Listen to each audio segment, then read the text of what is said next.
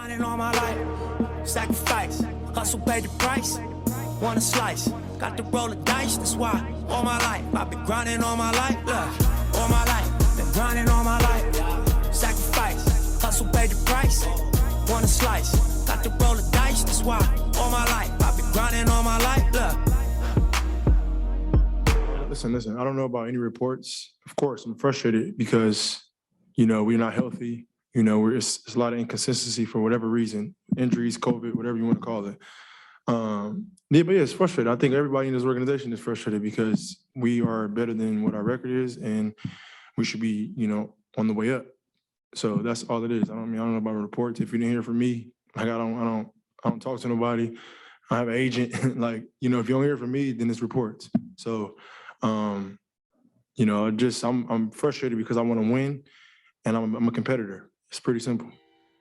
What up? Welcome to the Ball Don't Lie podcast. This is your boy Dexter, your host, the one and only. Welcome back to another show. Glad to have you guys back here. The NBA's been great. I've been enjoying it. Hope y'all as well. I know football playoffs is right now. That's going on with the AFC and the NFC, and you got stuff that's kind of going brewing in the NFL about who's going to go where and stuff like that. But as far as the NBA, which is what I talk about mostly, I'll say about 100% of the time. So that's all of it, right? It's been pretty entertaining as far as in January. Usually in January, you have a slow slump of the season. You kind of figure out what teams are legit and ones are the ones pretending and the ones that are trash, right? But January is that type of month where big stars don't really come out like that and play, and you have teams that are just treading water, and you have teams that are trying to fight for the first position, and teams you're surprised about, yada, yada, yada. But we're about to be in February in the next couple of days. So you know what happens in February. The trade deadline is about to happen in a couple of weeks, NBA All-Star Weekend, and after that, it's pretty much a race. Up to this point, it's a marathon. Teams are just taking the precautions, COVID and injuries, and try to, pace themselves. You have load management's happening from now on. So post All-Star Weekend is when you kind of see the antics pick up, right? As far as players, you see the chemistry starts going. You see teams really fighting. Games that seems like playoff atmospheres, those will happen. So as times go on, we'll see that stuff. But if you're not enjoying it up to this point, I don't know what y'all are watching, because I am. I cover basketball 100% of the time, and I'm enjoying the games right now. So I hope you're having a good time. And before we can kind of get into the topic of the day, and this has been brewing for the last couple of weeks or the last couple of months, depending on how you guys see it or how you guys want to angle it. But before we get into that, if you're new to this channel, go ahead and subscribe. Hit that bell notification right there. Thumbs up if you can. Anytime I drop a video, you get those alerts to your tablet, your cell phones, etc., yada, yada, yada. We're on all streaming platforms, every single one of them that you can think of, audio or video, YouTube, etc. I'm on every single social media platform out there as well. You see all the handles right there. I'm on Twitter, IGTV, IG, YouTube, TikTok, Facebook, etc., yada, yada, yada. And the ones that have been watching and tuning in ever since day one, I appreciate the love. Can't thank you enough.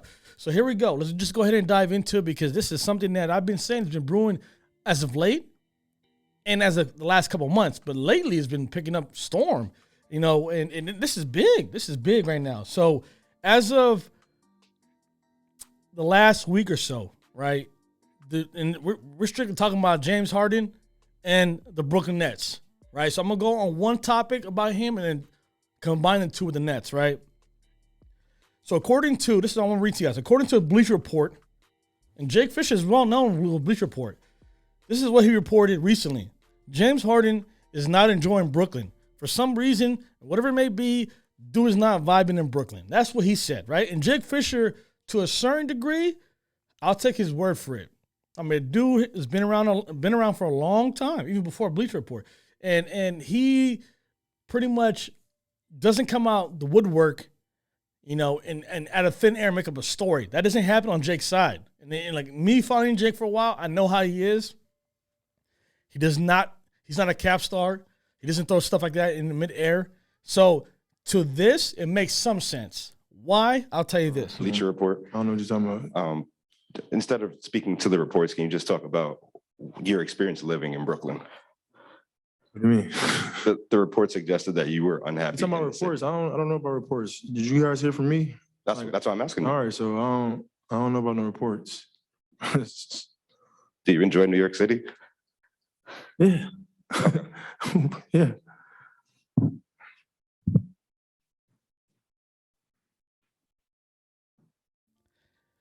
James Harden grew, like, he pretty much played bulk of his peak years in Houston. So imagine coming down from the southern states, warm temperatures, the party scene's crazy. New York to a certain degree, yes. But Brooklyn's pretty much cold in the winter, can't move around a lot. That's my assumption of how he projects it as, right? So the news is coming out that dude's not a fan of it, right? If you've seen the clip right after the intro, you've seen what James Harden is frustrated about, right? Like he's not happy with the situation with quote unquote the team. And I'll go ahead and break that stuff down for you. But that's what Jake Fisher is basically saying. And he also voiced his frustration about Kyrie, having this part-time status, a part-time player he is.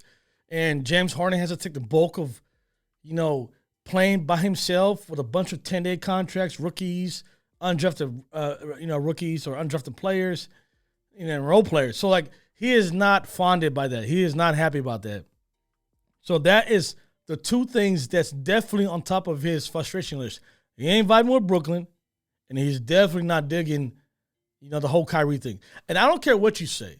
Like, from my perspective, right, if I have a production team, which I have some people behind the cameras, if I have some of y'all not here full time, and I'm doing the bulk of the work, but yet I'm getting criticized for the lack of how this is being put out there for you guys to watch or hear, and they don't get none of that stuff, yeah, I'll be upset. Even if we're homeboys, even if we're brothers, yada, yada, yada.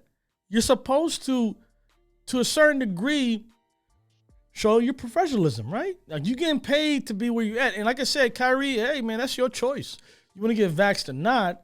But obviously, this is what you expect. What do y'all expect?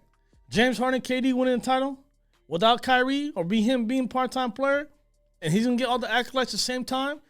Like, obviously, you lose games. You're frustrated. You have no other guys to go to. If you see Patty Mills is busting his tail off. If y'all been watching the Nets, Patty Mills is doing his thing. But he ain't no Kyrie.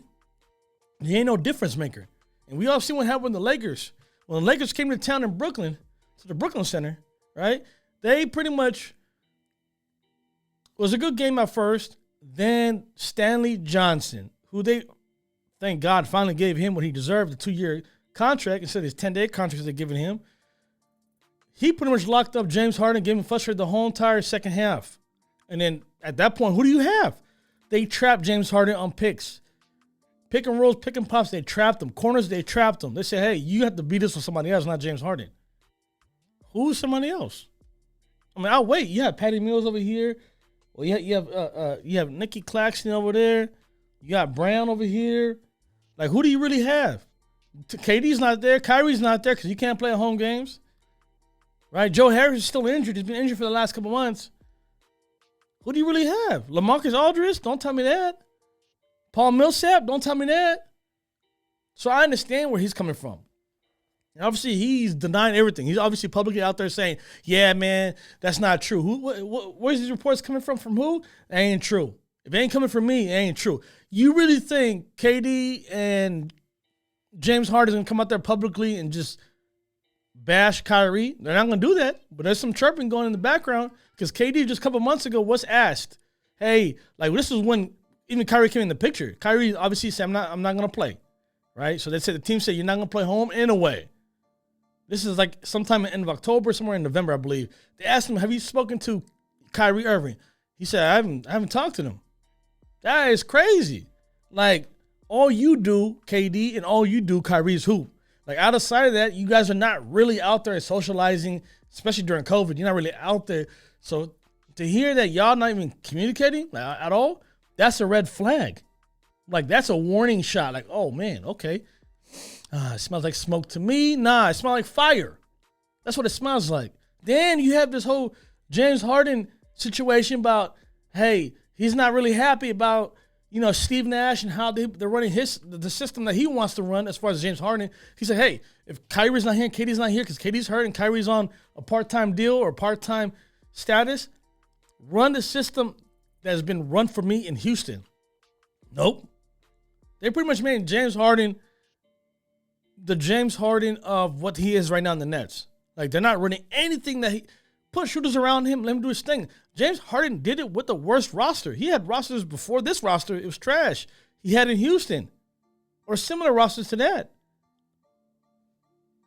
So obviously, butting heads with the whole system with Steve Nash, frustrated about Kyrie's situation, not vibing about living in Brooklyn. I get all that. So all these are red flags, right? These are all red flags. So, and on top of that, it's been also reported, and I'm reading this right now as we speak, it's also been reported that The Athletic said that James Harden chose the Nets. He chose the Nets over the Sixers. All because he saw, woo, I have Kyrie and KD, and I can go to the NBA Finals, or should I go join Joel Embiid and Ben Simmons? And this is before Ben Simmons' debacle with the Sixers. He said, I'd rather go here to the Nets. And now he's dealing with this, and you look at the Sixers, they're balling without Ben Simmons. So imagine if he went to the Sixers, which I'll go ahead and speak about that in a second. Joining Joel Embiid, that's a possibility, right? We'll get into that in a second, but going forward. So the Nets traded everything to get James Harden. They traded 3 first-round picks for the next couple of years. They traded young players. They had swaps. All this for James Harden. Just to have a feeling that he might be here long-term. Just to have a shot that they might win an NBA championship. But James Harden right now is basically saying that I'm going to probably test free agency. And I'll tell you why. In October, before the season starts, James Harden had the option to sign an extension for $161 million. He turned that down. Obviously, this is all for financials, and I'll go and break that stuff down to you in a few minutes. He turned that down. He said, hey, I want to test free agency, and I don't blame him. Since James Harden has been in the league, coming out of Arizona State University, right there, Sun Devils, he has never tested the waters of free agency. Never did. Got traded from Houston, from OKC to Houston, signed an extension, and an extension, and an extension. Then comes to here with that extension he has signed with Houston. So that last year on his contract, next year actually, is still a Houston deal. So he turned that down for financials. Obviously, it makes sense. 161 or more money? What would you take? More money? Yeah, so going back. So the whole KD, the whole Kyrie, the whole James Harden situation is definitely going to be something to be paying attention to going forward. And like I said, as this gets deeper into the season, depending on what seed they are, don't matter if they're a 7 seed, no matter if they're a 6 seed. If you have those 3 guys on the court, or say 2.5 because Kyrie can't play home games, that's still good enough as long as those 3 guys are healthy and they're available. Kyrie, obviously, we know his situation. All right? So there's no way I'm going to sit here and panic for the Nets. If you're Nets fans, you're still in good hands going forward. Don't panic yet, right? So, I don't know. Harden, obviously, is ticked off. Is not really happy about the situation going forward. So, we like I said, Steve Nash, how he wants to run a system with James Harden only. That's not vibing. Obviously, we see what happened with James Harden after the Lakers game. Didn't play against the Nuggets right after they got waxed. Then they come over here to the Golden State Warriors in San Francisco, and Kyrie kept the game pretty much competitive until the last second. So I don't know. Like going forward, like, obviously this might be continuing for sure, but I wouldn't really panic going forward. And here is something for y'all to let this sink in for a second. Let this sink in. The New Jersey, the Brooklyn Nets. And no one has really thought about this yet. The Brooklyn Nets, if they make it to the playoffs, is this 6 seed or a 7 seed, whatever it may be, hypothetically, they play against the Toronto Raptors, what will happen to the Brooklyn Nets? Any shooters? Raise your hand in the background if you want to answer this question. What will happen to the Brooklyn Nets? Nobody, right? Let me tell you. If the Brooklyn Nets play the Raptors in the first round or second round, let's just say hypothetically it happens, right? This is obviously, we don't know what's going to happen down the road, but for sure the Nets will be in there. Raptors is here and there. If they play each other, that means Kyrie Irving will not be able to play in the whole entire series. 4 games, 6 games, 7 games will not be able to play that because Canada will not allow anyone into their country from the NBA if you're not vaxxed. So just let that sink in. can't play there, and you definitely can't play at your house in Brooklyn. So that's the only series he will not be able to play in if it comes to the playoffs. So if that happens, how would James Harden feel about that? How would KD feel about that? How would Steve Nash feel about that? Because those three guys obviously are scratching their head and voicing their, their distress and, and they're not being unhappy with the situation, but they have to respect Kyrie's decision. Steve Nash's job solely depends on their success. He's not grandfathered in. He's not giving, this team on a silver plate. KD obviously went out in his neck and got Steve Nash here to get hired because Steve Nash was, some type of personnel with the Golden State Warriors when KD was in the Golden State Warriors. So that's how he got the job. KD signed off to that. But Steve Nash's job is not secured. James Harden's future is not secured. Only KD. He signed his $200+ million in the offseason. So he ain't going anywhere. But those other guys are up in the air. If that happens, if you play against the Raptors and Kyrie's not there and you lose, what do you think is going to happen? KD's not going to be happy about that, but he's stuck in the situation because he signed a contract. But eventually, best friends or homies, whatever it might be, this is going to probably throw some salt in the wound for sure. But let's go ahead and just get into this whole James Harden and the Nets. So that whole debacle is about James Harden being frustrated about, not having Kyrie there, full time. He's only being a part-time player. The system that Steve Nash has operating with James Harden without those two guys, right? And not him living in Brooklyn. That's James Harden. Now let's talk about James Harden in the future with the Brooklyn Nets. All right. The Nets, this trade deadline is not going to entertain James Harden's trades at all. Not one bit. So if you're out there thinking you want to get James Harden, even if it was Devin Booker from the Phoenix Suns, they're not trading him. You know why? It's because they know they can go long-term with James Harden. That's what they feel like. So James Harden, don't even bother calling Brooklyn. Yeah, you might call and, want to hear some offers and see what's really out there, and just in case plan A doesn't work. But regardless of all the options, it would work for the Brooklyn Nets because 99% of what's going to happen in the outcome in the summer or in June is going to be in the hands of Brooklyn Nets, majority than it would be James Harden. I'll explain it to you guys in a second. So going back, James Harden in October turned down $161 million extension with the Brooklyn Nets this past October or before October for this season. So for that extension to stay with Brooklyn Nets, he turned that money down to actually gain some more money coming season. So what I'm trying to say is basically he can get more money. And what I mean by that is that this season that ends, he has a one more year on his contract, a player option, which he can opt in for $47 million, which I doubt he will opt in only if he can get an extension with the Brooklyn Nets. If he opts out, then obviously he'll be a restricted free agent, meaning that the Nets can still give him the contract or they can do a sign and trade still with James Harden. So for the first time in his career, he'll be a free agent to test the waters. So here I'm going to give you the options, right? These are the three options I believe will pan out for James Harden. So option one, he can opt into his final year of his contract, meaning that he'll be eligible to get a $223 million extension plus the $47 million. Okay? That gives him roughly about 5 years. And the reason why he opts in is a better situation is because there's some perks that can come with your signings. Second thing, option two is that he can opt out. And then he will be eligible to sign a $270 million contract. Yes, I said it again. $270 million with the Brooklyn Nets for 5 years. Okay, so there's no difference, regardless of how it plays out. If he opts in for that, $47 million, then he can get a maximum of $223. If you add it together, it's about $269 some change, right? Or whatever it is. So roughly around that price. If he opts out, then he can sign with the Nets again after he tests the market and says, I'd rather stay with the Brooklyn Nets. He'll get a max of $270.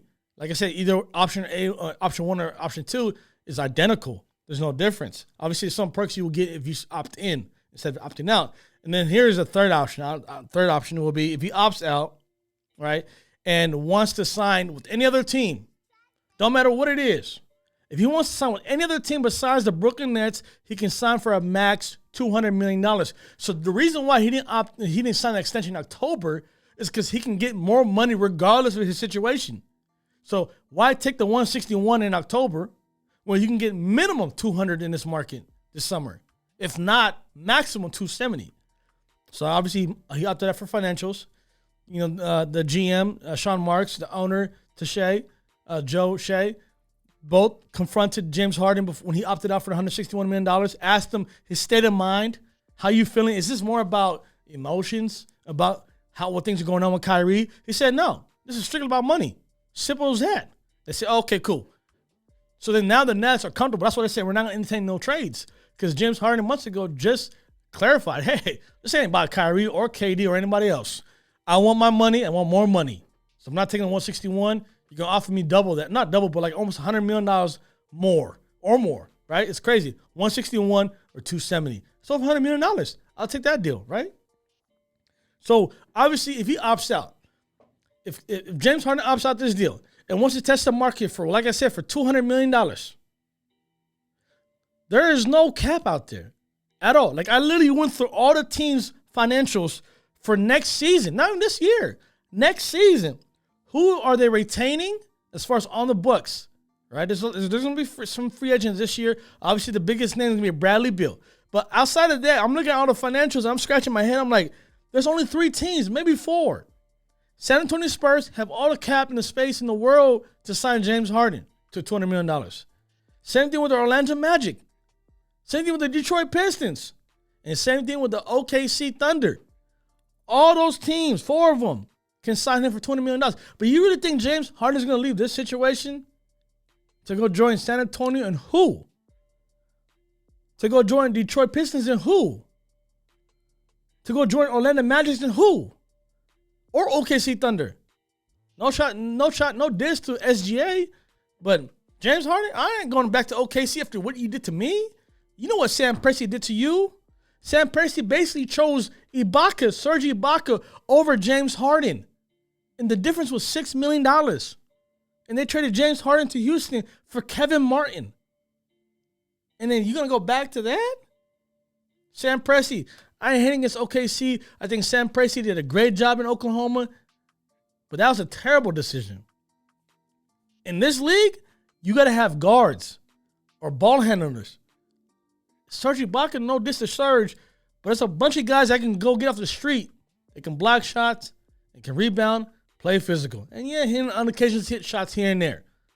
There's a lot of guys like that. But there's not a lot of guys who can ball handle like James Harden. And if you want to say, well, Sam Presti didn't know. What do you mean he didn't know? James Harden was basically a 6th man. Dude was averaging double-digit points. And obviously that year going to the NBA Finals in 2012 and the year on after that, he was balling.